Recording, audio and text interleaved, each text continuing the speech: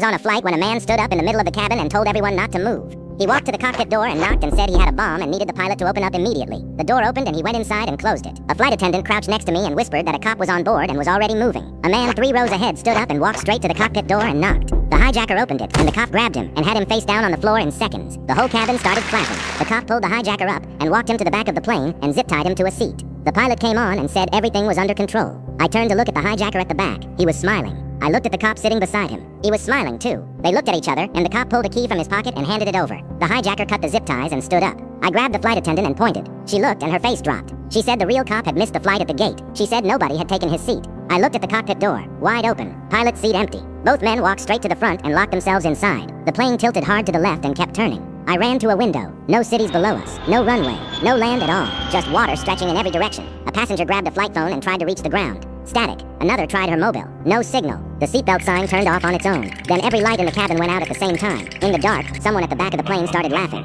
It was the same laugh as the hijacker. There were 2 of them the whole time.